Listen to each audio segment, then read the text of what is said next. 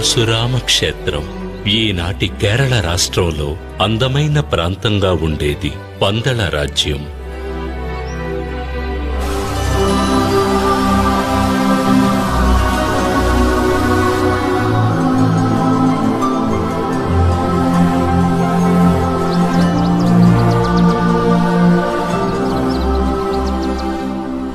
అడవులతో నిండిన భూమి. ఆనాడు గాలిలో పువ్వుల సువాసనతో పాటు సంగీతం కూడా కలిసి ఉండేది.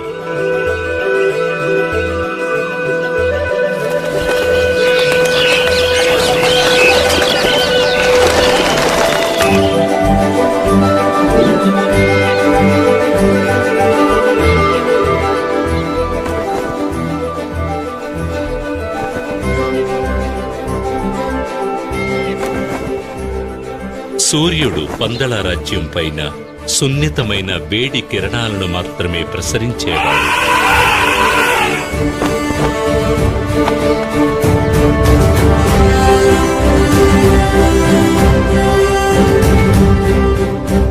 రాజశేఖర మహారాజు పరిపాలనలో పందళ రాజ్యం సుభిక్షంగా విరాజిల్లింది. అయినా ఆ రాజ్యాన్ని ఏలే మహారాజుకి, సుఖ సంతోషాలకు లోటులేని ఆ రారాజుకి ఒక వేదన ఉండేది. అవును, అదే పుత్రులు లేరనే బాధ.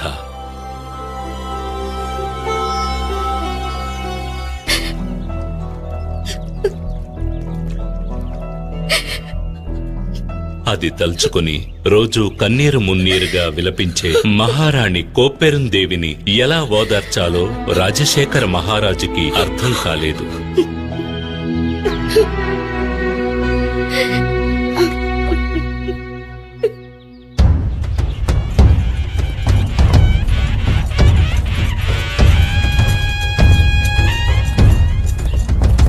ఒకరోజు రాజశేఖరుడు నగర సంచారం చేస్తుండగా, ఇదిగో మన మహారాజు ఎంత అద్భుతంగా మన రాజ్యాన్ని ప్రజల్ని పరిపాలిస్తున్నారు.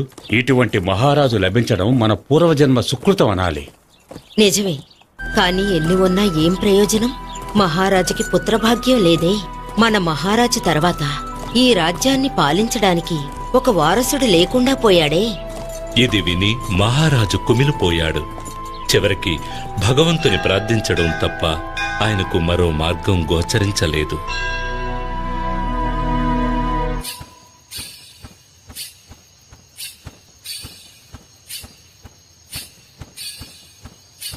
అదే సమయంలో మహారాజుకి సంతానం లేనందుకు సంతోషంలో తేలిపోతున్న ఒక జీవి కూడా అదే రాజభవనంలో ఉన్నాడు. ఆయనే పందళ రాజ్యపు మహామంత్రి.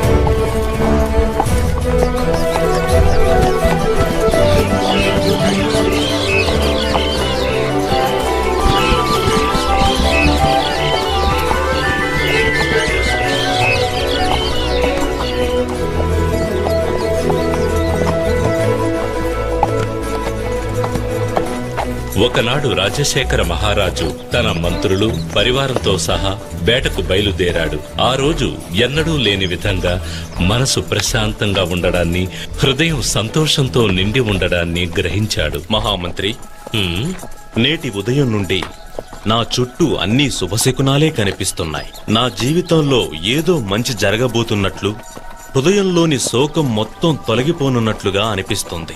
ఆ విధంగా జరిగితే నాకు కూడా ఎంతో సంతోషం మహారాజా. మహారాజు ఎదుట నమ్మకస్తునిలా నటిస్తూ మహారాజు స్థానాన్ని ఆక్రమించాలని కలలు కంటున్న మహామంత్రి వారసుడు లేని రాజ్యం తర్వాత తనకే సొంతమని భావిస్తున్న వేళ ఒక పశువాని గొంతు విని మహారాజు పులకించిపోయాడు. అక్కడ మెడలో మణిమాలతో ఒక బాలుడు కనిపించాడు. ఎవరీ పసివాడు? ఈ బాలుడు ఇక్కడ ఒంటరిగా ఎలా ఉన్నాడు? మానవ సంచారమే లేని ఈ అటవీ ప్రాంతంలో ఈ బాలుణ్ణి ఎవరు వదిలి వెళ్ళుంటారు? హరిహర పుత్రుడైన ఆ కుమారుని మెడలో మణిమాలను అలంకరించి ఒక దైవ కార్యార్థమై పంపానదీ తీరాన ఉంచాడు మహేశ్వరుడు. మృగాలు అధికంగా జీవించే ప్రదేశం ఇది. ఇక్కడ ఒక బాలుడు ఉన్నాడంటే అర్థమేమిటి? ఆ ఈశ్వరుడే నా మొరాలకించి కరుణతో ఈ బిడ్డను ప్రసాదించాడు. అదే నిజం. అందుకేనా ఈనాడు నా మది అంతులేని సంతోషంతో ఉప్పొంగిందా? ఈశ్వరా, ధన్యుణ్ణి స్వామి.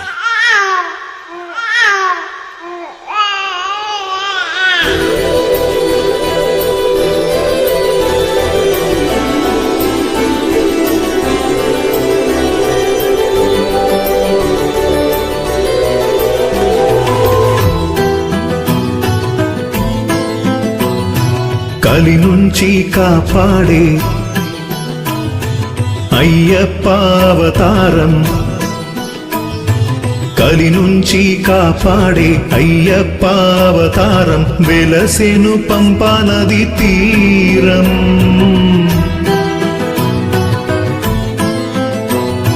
కలి నుంచి కాపాడే అయ్యప్ప అవతారం, వెలసెను పంపా నది తీరం. ఆళ్వార్ల పాట దేవతల ఆట, ఆళ్వార్ల పాట దేవతల ఆట, కలగలిపి చేసే అవతారమంట. ఆ దేవవరం మనం చేయుతపం, ఆ దేవవరం మనం చేయుతపం. అయ్యప్ప రాక ఆనందమే, కలి నుంచి కాపాడే అయ్యప్ప అవతారం, వెలసెను పంపా నది తీరం.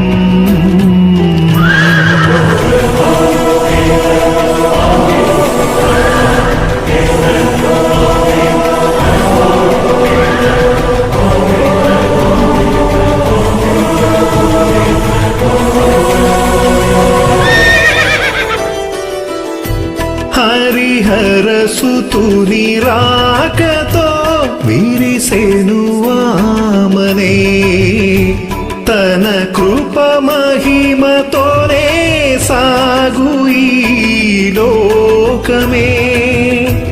కలియుగ దైవ దర్శనం పొందిన చాలురా, తొలగును వేతలు అన్నీ జీవితం ధన్యము. ప్రభవించు అయ్యప్ప తేజోవదనం, ఈ జన్మకి మరు జన్మకి దారే చూపు. ప్రభవించు అయ్యప్ప తేజోవదనం, ఈ జన్మకి మరు జన్మకి దారే చూపు. శరణాగతి కోరావంటే కరుణాకరుడే కరుణించులే, అయ్యప్ప రాక ఆనందమే. ఈ రాజ్య ప్రజలకు ఒక శుభవార్త. తమకు వరప్రసాదంగా లభించిన బాలునికి ఎంతో ఘనంగా నామకరణ మహోత్సవం జరిపించాడు మహారాజు.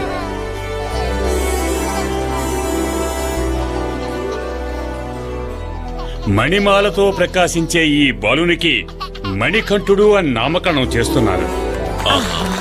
మణికంఠుడు. అదే సమయంలో మన పందల యువరాజుకి అయ్యప్ప అనే పేరు కూడా పెడుతున్నాము. రాజ్యసభలోని వారందరూ తమ పందల రాజ్యాన్ని పాలించడానికి యువరాజు లభించాడని మహదానందం పొందారు.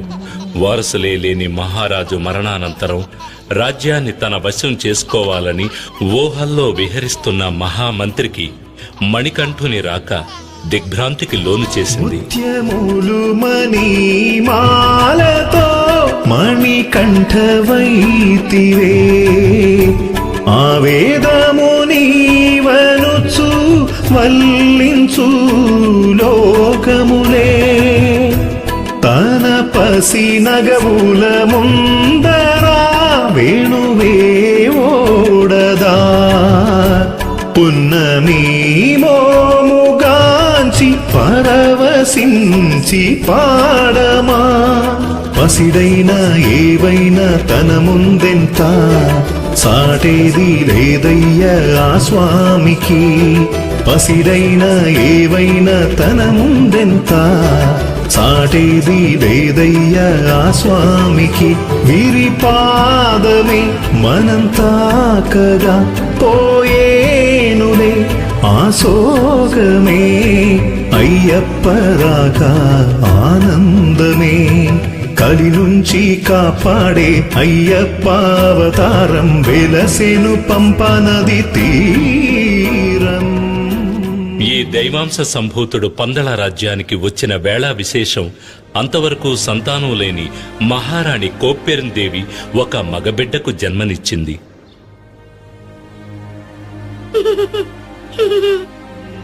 మణికంఠునికి విద్యాభ్యాసం చేయించే సమయం వచ్చింది. అతనిని గురుకులానికి పంపించాలి.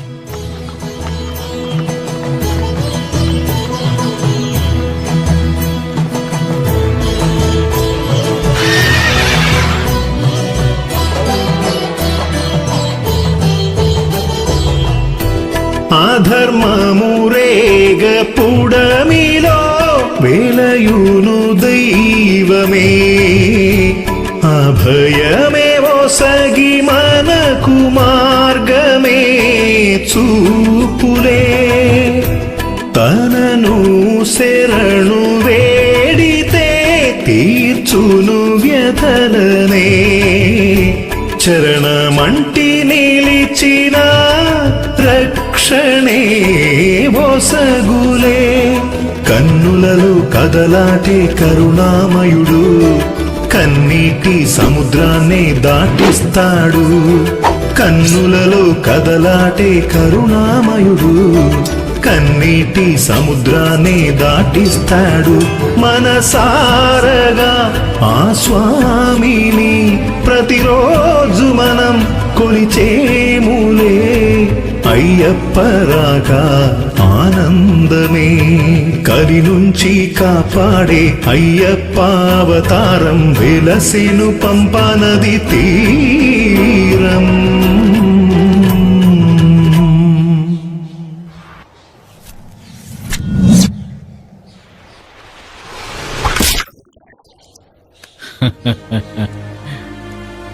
ఈ మణికంఠుడు ఒక సామాన్య బాలకుడు కానే కాడు. ఇతడు ఒక అవతార పురుషుడే అయ్యుండాలి. ఇతనికి గురువుగా ఉండి విద్యను నేర్పించటం నా పూర్వజన్మ సుకృతం. మణికంఠుడు గురుకులంలో ఉత్తమ విద్యార్థిగా పేరుగాంచాడు. విద్య, ప్రశ్నించడం, జ్ఞానం ఇంకా ఇతర కళలను అతి త్వరగా నేర్చుకున్నాడు.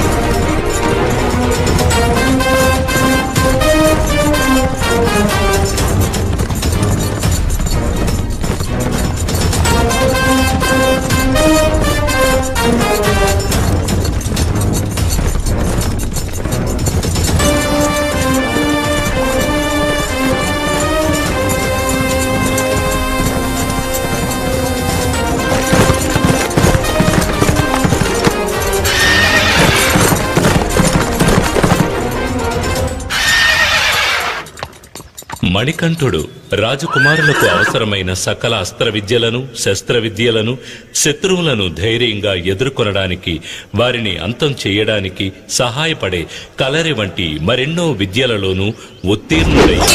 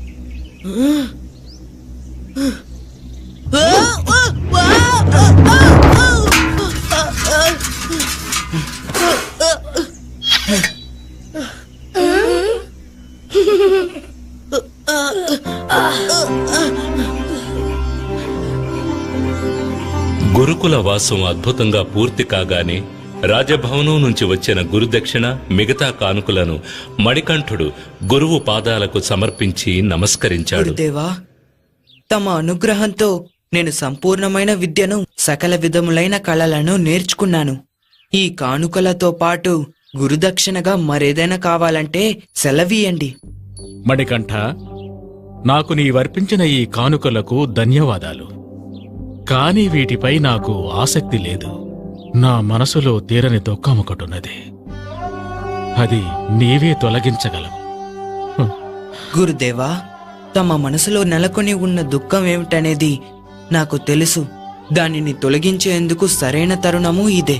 పుట్టిన నాటి నుండి మాట్లాడే శక్తి లేనటువంటి తమ పుత్రుడిని నా ముందుకి తీసుకురండి. నేను చెప్పకుండానే నా మనోవేదనను గ్రహించావు. ఇదే దేవుని చిత్తము.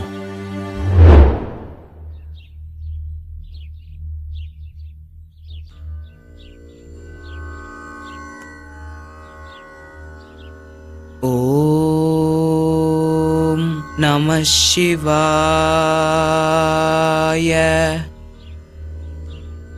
ఓం నమో నారాయణాయ. ఏది చెప్పు చూద్దాం. ఓం నమః శివాయ. అంతే, చెప్పు. ఓం నమో నారాయణాయ.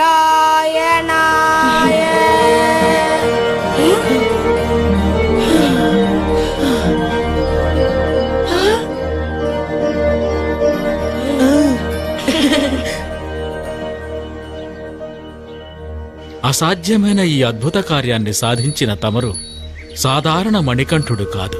తమరు ఎవరు? తమరు ఎవరు స్వామి? తమ సందేహం సరైనదే గురుదేవా. ఒక అసుర సంహారం గావించి దుష్టులను శిక్షించి ఈ కలియుగాన్ని రక్షించేందుకు నేను అవతరించాను. ఈ రహస్యం తమకు మాత్రమే తెలిసినదిగా ఉండనివ్వండి గురుదేవా. నా అవతార లక్ష్యం ముగిసిన పిదప నా దర్శనానికొచ్చే భక్తులకు ఉత్తరా నక్షత్రంగా నేను దర్శనమిస్తాను.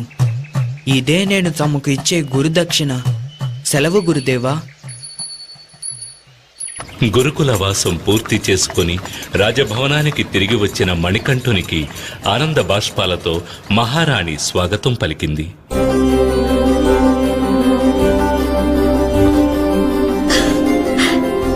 అన్నయ్య, తమ్ముడు,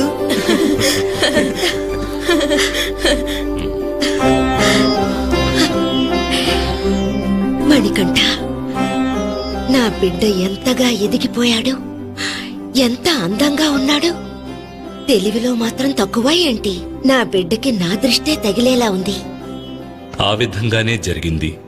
ఆ తల్లి బిడ్డల అనుబంధం పైన విధి దృష్టి పడింది. కారణం, కోప్పెరుందేవి గర్భాన జన్మించిన కుమారుడు రాజరాజు. అమ్మా,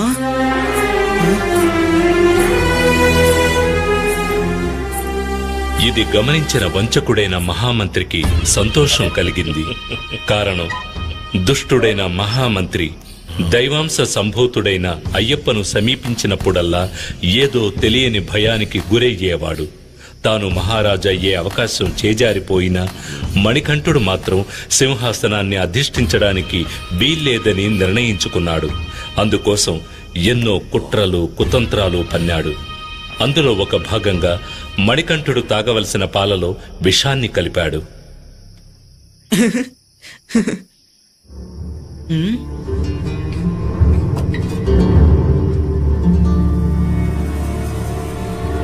ఆ విషం కలిసిన పాలు తాగిన మణికంఠుడు స్పృహ కోల్పోయాడు.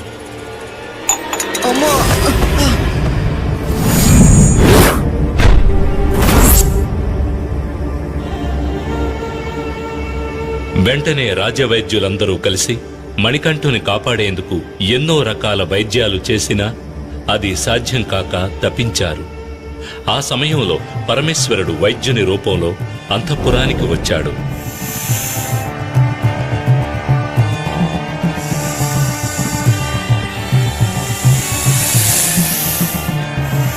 మణికంఠుని శరీరంలోని విషాన్ని తన మెడలోని సర్పం ద్వారా బయటకు రప్పించి అతన్ని ఆరోగ్యవంతుణ్ణి చేశాడు.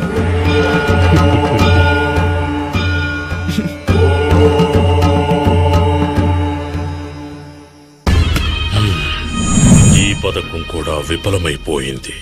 మరో పథకం ఆలోచించాలి. ఇదే సమయంలో రాజశేఖర మహారాజు మణికంఠుని యువరాజ పట్టాభిషేకానికి ఏర్పాటు చేయాలని భావించాడు. సభలోని పెద్దలారా, మేము విశ్రాంతి తీసుకొను కాలము ఆసన్నమైనదని తామెల్లరకు తెలిసిన విషయమే.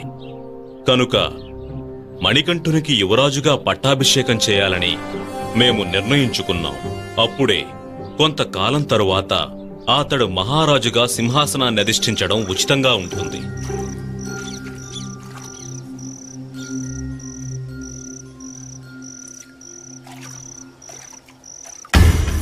ఇదే తగిన తరుణమని భావించిన మహామంత్రి మహారాణిని ఒంటరిగా కలుసుకునే పథకం వేశాడు. హై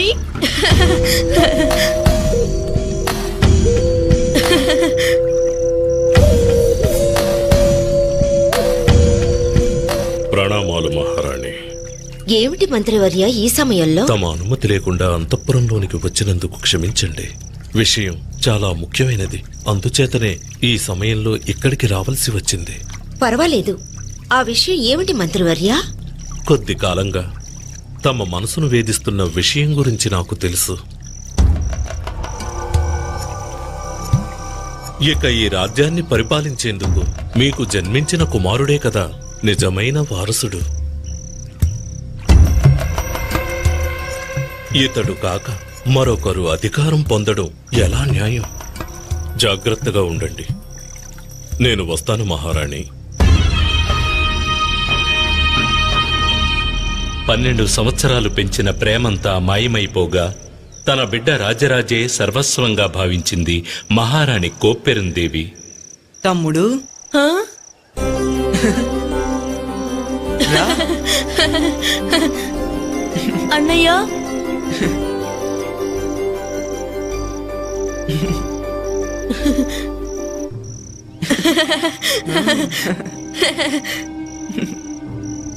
అయ్యప్ప మహారాజైతే ప్రజలు నా గురించి ఏమనుకుంటారు?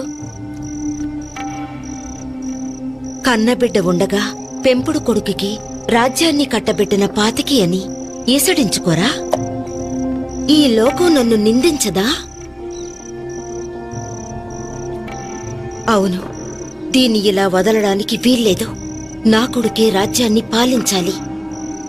ఈ విషయం మహారాజుతో మాట్లాడాలి. తగిన సమయం కోసం ఎదురుచూసిన మహారాణి ఒకనాడు మహారాజుని తన గర్భాన జన్మించని అయ్యప్పకు పట్టాభిషేకం చేయడం న్యాయం కాదని అతనికి బదులుగా తమ పుత్రుడైన రాజరాజుకే యువరాజ పట్టాభిషేకం జరిపించమని కోరింది. ఏమిటి నీ ప్రేలాపన? నీకేమైనా బుద్ధి మందగించినదా? నీ గర్భమును జన్మించకపోయినా మణికంఠుడే ఈ రాజ్యానికి ప్రథమ వారసుడు. అతడు యువరాజు కావడమే న్యాయం. ప్రభు, మహారాణి కోరికను మహారాజు నిరాకరించడంతో మహామంత్రి మహారాణి ఏకమయ్యారు. మణికంఠుని పట్టాభిషేకాన్ని అడ్డుకోవడానికి మహామంత్రి సలహా మేరకు ఒక ప్రమాదకరమైన పనిని అయ్యప్పకు అప్పగించాలని పథకం వేశారు.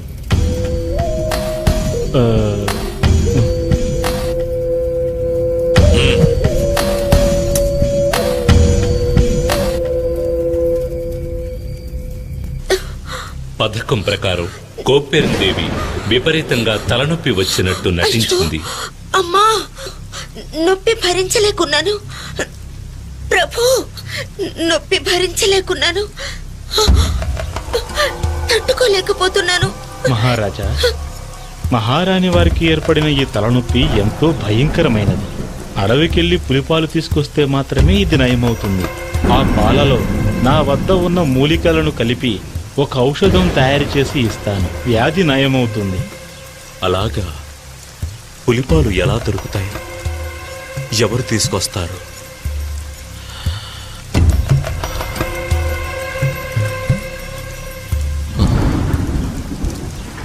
తండ్రి, తండ్రి, తల్లిగారి తలనొప్పి పోయేందుకు నేనే అడవికి వెళ్ళి పులిపాలు తీసుకొస్తాను. ఆ, తండ్రి, ఆలోచించకండి. అడవికి వెళ్లేందుకు నాకు అనుమతినివ్వండి.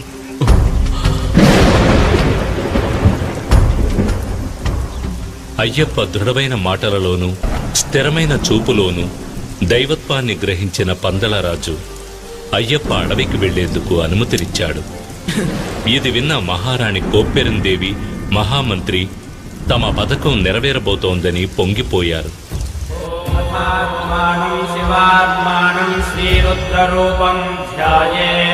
శివభక్తుడైన రాజశేఖర మహారాజు అయ్యప్ప బయలుదేరడానికి ముందు ఈశ్వరుని పూజించి 3 కళ్ళ కొబ్బరికాయను దైవప్రసాదంగా అయ్యప్ప తీసుకువెళ్లేందుకు ఇచ్చాడు.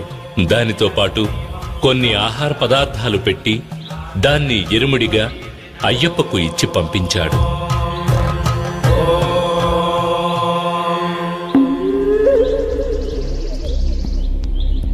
హరిహరసుతుడైన అయ్యప్ప అవతరించింది ఒక అసుర సంహారం కోసమే.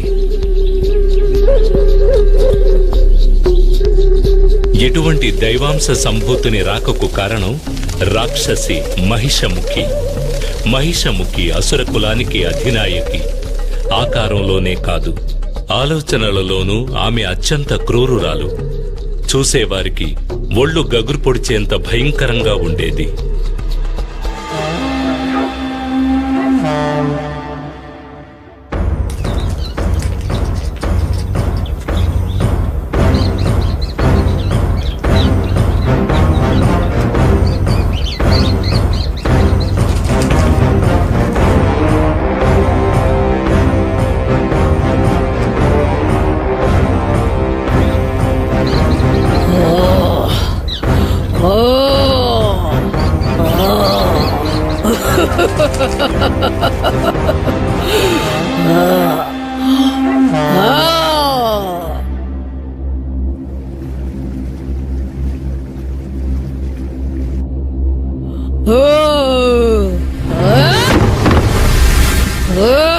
అంతటి క్రూరురాలైన మహిషముఖి ఒకప్పుడు భయంతో వణికిపోయిందంటే మనం నమ్మగలమా?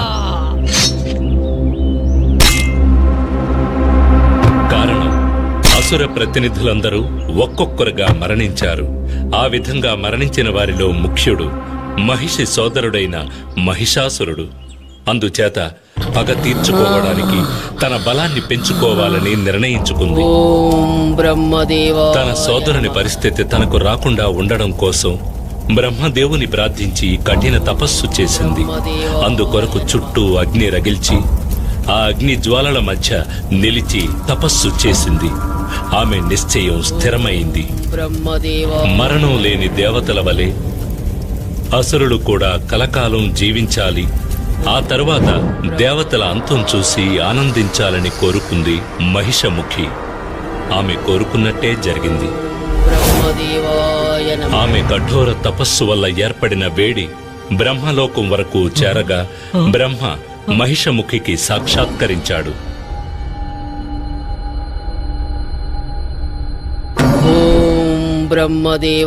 మహిషముఖి, నీ తపస్సుకు నేను ప్రసన్నుడనైనాను. కళ్ళు తెరు. ప్రణామం చతుర్ముఖ. నా కోరికను మన్నించి నాకు సాక్షాత్కరించినందుకు ధన్యవాదములు. మంచిది మహిషముఖి, నీకు ఏం వరం కావాలో కోరుకో. ఓ బ్రహ్మదేవా, దేవతలకు వలనే నాకు కూడా మరణం ఉండకూడదు. అటువంటి వరం అసాధ్యం మహిషి. మరణాన్ని ఎవ్వరూ తప్పించుకోలేరు. మరణం అనేది సృష్టిలో సహజం. కాని నీకు నేను ఒక వరాన్ని ఇస్తున్నాను. నువ్వు ఎలా ఎవరి చేతిలో మరణించాలనుకుంటున్నావో ఆ విధంగా నీకు మరణం సంభవించేలా నేను వరాన్నిస్తున్నాను. బ్రహ్మదేవా, నీరు, నిప్పు, భూమి, గాలి మరియు ఏ విధమైన వ్యాధి వల్లను ఆయుధం వల్లను నాకు మరణం సంభవించకూడదు. పంచాక్షరి నాయకుడైన శివుని అంశ, అష్టాక్షర నాయకుడైన విష్ణువు అంశ కలిసిన ఒక జీవి చేతిలోనే నాకు మరణం అనేది సంభవించాలి. ఆ విధంగా దైవాంశతో జన్మించిన ఒక మానవుడు కూడా ఒక బాలకునిగానే ఉండి తీరాలి. నీవు కోరిన వరాన్ని ప్రసాదిస్తున్నాను మహిషముఖి. ఆయుష్మాన్ భవ. తన మరణాన్ని తానే నిర్ణయించుకున్న సంతోషంతో మహిషి దేవతలను ఋషులను చిత్రవధ చేసి వధించసాగింది. ఓం నమః శివాయ. ఓం నమః శివాయ. ఓం నమః శివాయ. ఓం నమః శివాయ. ఓం నమః శివాయ. ఓం నమః శివాయ. ఏమిటిది?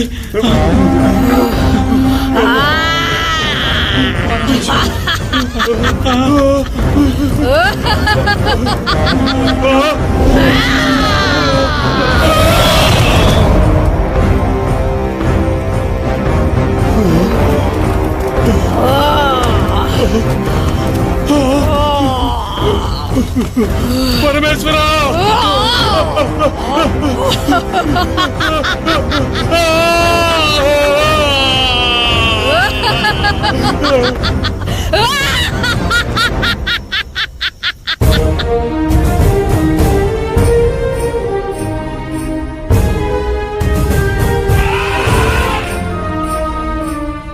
ఇక్కడ ఇంకొక సంఘటన గురించి ప్రస్తావించడం ఉచితంగా ఉంటుంది. ఒకనాడు ఇంద్రుడు ఐరావతంపై సంచరిస్తూ ఉండగా దుర్వాస మహర్షి ఎదురైనాడు. దేవదేవ, మహావిష్ణు సతి మహాలక్ష్మి ఆశీస్సులతో ఇచ్చిన ఈ పూలమాలను నీకు కానుకగా ఇస్తున్నాను. దీనిని గ్రహించి సుఖంగా ఉండు.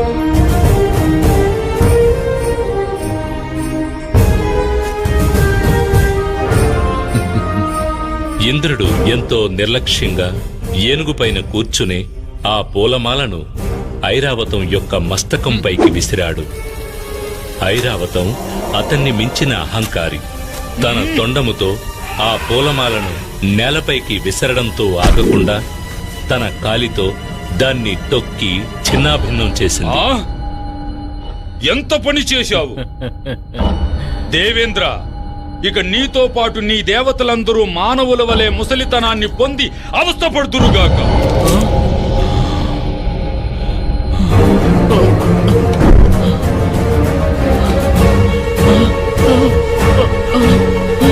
నా దేహం, నా చేతులు.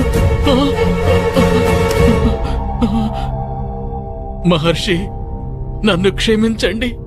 నేను అహంకారంతో నా ఒళ్ళు మరచి తప్పు చేశాను. నాకు తమరే శాప విమోచనం కలిగించాలి మహర్షి. అహంకారంతో ఒళ్ళు మరిచి అనుచితంగా ప్రవర్తించావు. సరే పోనివ్వు. పాలకడలిలోని అమృతాన్ని సేవిస్తే మాత్రమే నీకు శాప విమోచనము కలుగుతుంది.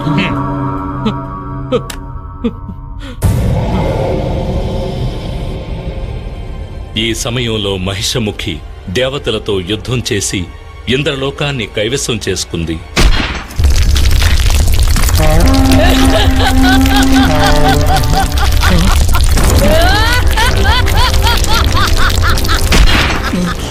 దేవతలందరూ పారిపోయి దాక్కున్నారు.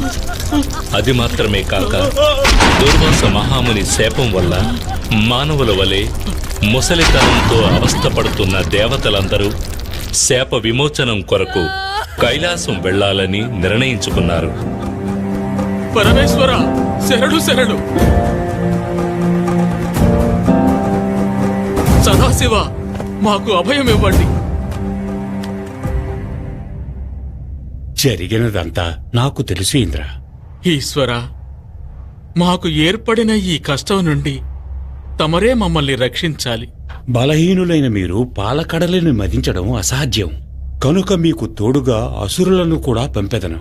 మీరిరువురూ కలిసి ఆ పాల సముద్రమును మదించిన అందులో వచ్చే అమృతాన్ని సరిసమానంగా పంచుకొనుడు.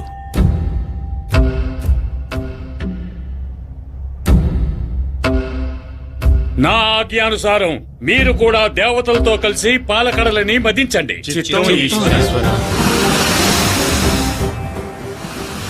తమ శక్తినంతా ఏకం చేసి దేవతలు రాక్షసులు పాల సముద్రాన్ని చిలికారు.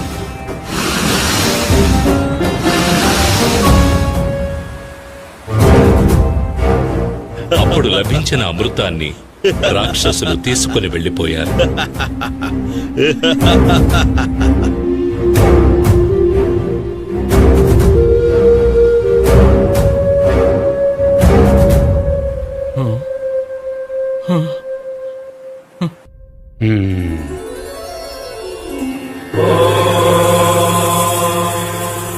చక్రపాణి, ఇక తమ లీల ప్రారంభించవచ్చు.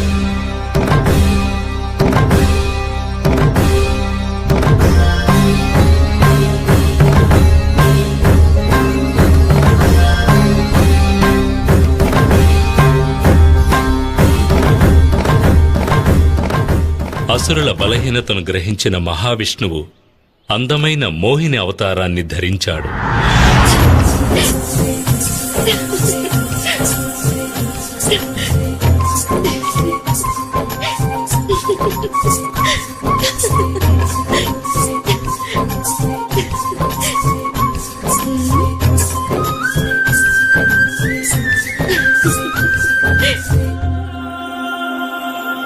తన అందంతో రాక్షసులను మైమరిపింపజేసి వారి నుంచి అమృతమును తీసుకుని దేవతలకు ఇచ్చి శాపం నుంచి విముక్తులను కావించాడు.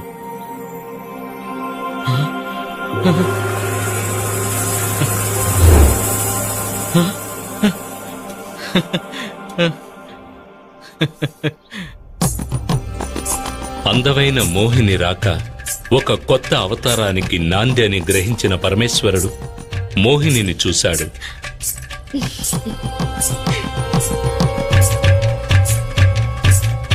శివుని అంశ విష్ణువు అంశ ఏకం కావడం జరిగింది. తత్ఫలితంగా జ్యోతి స్వరూపుడైన అద్భుతమైన మగబిడ్డ జన్మించాడు. ఆ దైవాంశ సంభూతుడే రక్కసిని అంతం చేసేందుకు అవతరించిన మణికంఠుడు.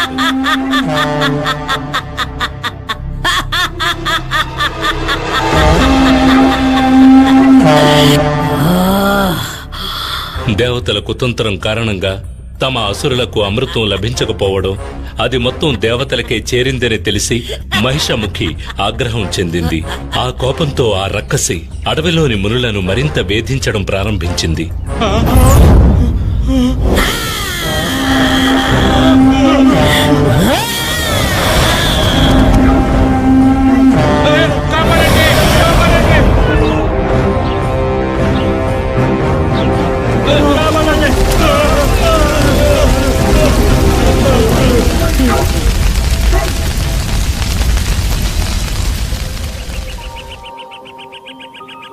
ఈ సమయంలోనే పులిపాల కొరకు వచ్చిన అయ్యప్ప అదే అడవిలోకి ప్రవేశించాడు.